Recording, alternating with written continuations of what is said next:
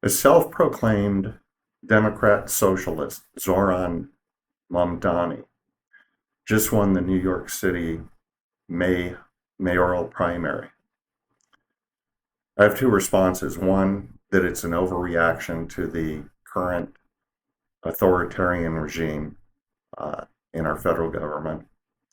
And second, that it is potentially disastrous for Jews and underscores the need, the justification for Zionism and an Israeli, a Jewish nation, Israel. The first point is this. I've talked in other videos about the increasingly extreme swings in our government, in our voting, going from far left to far right back, and that we just seem to be propelled by the far left and the far right to the detriment of the largest block of voters, which is centrists, who independent voters, who account for well over 40% of the voters in the United States. And I've talked about how socialism and communism has always failed, and I've mentioned other countries, but I would add to this the experience in San Francisco. San Francisco went to a very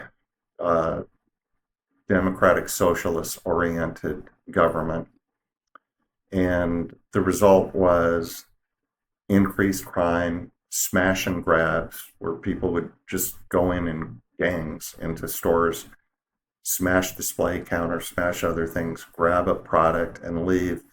And the prosecutors wouldn't prosecute. Law enforcement didn't do very much about it. And the result was an exodus of large businesses and closing small businesses, but large businesses that just could not afford the loss due to crime, including one of the big pharmacy chains, and it left San Franciscans high and dry. Homelessness increased with homeless people ruling the streets, defecating wherever, to the extent that they would even put out maps on where people were defecating on the streets, and it wasn't being cleaned up so that people could avoid those areas.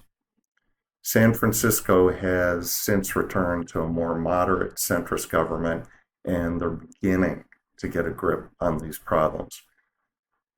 New Yorkers ought to consider San Francisco's experience before they go in this direction.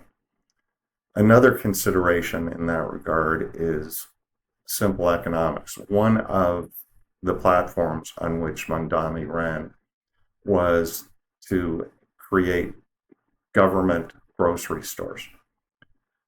There's a renowned old economist, Milton Friedman, who's talked about the essentials that government must provide, namely defense.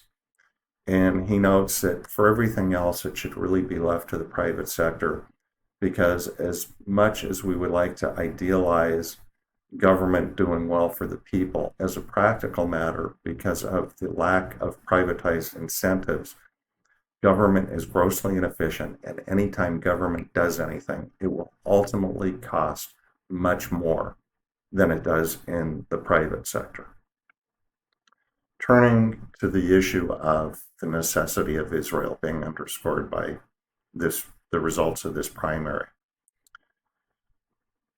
Mandami started the chapter of Students for Justice in Palestine on the college that he attended, which I believe is in Maine. And Students for Justice in Palestine, SJP, advocates for the elimination of Jews in Israel so that the Palestinians may have the whole of Israel. In addition, SJP shares funding from sources that also support Hamas, a terrorist organization. So that in and of itself is very frightening. In addition, in earlier videos, I talked about the first and second Intifada, the uprising of Palestinians to kill the Jews. And one of the cries in the Palestinian movement is to, quote unquote, globalize the Intifada. In other words, spread the killing of Jews around the world, not just limit it to the confines of Israel. And Mandami has supported that. He justifies the statement. He doesn't acknowledge that what the call is for is to kill the Jews worldwide, but he supports the statement in some rationalization that defies logic. The reality is he is a threat to Jews. He's anti-Semitic. And people who would support that regime are anti-Semitic. And so this underscores the need for Zionism and a safe haven for Jews, their own nation, Israel. New York City has approximately 1 million Jews. It is the largest Jewish population of any city in the world, larger than the populations of Tel Aviv and Jerusalem combined. So if this can happen to Jews in New York City, it's a canary in the coal mine.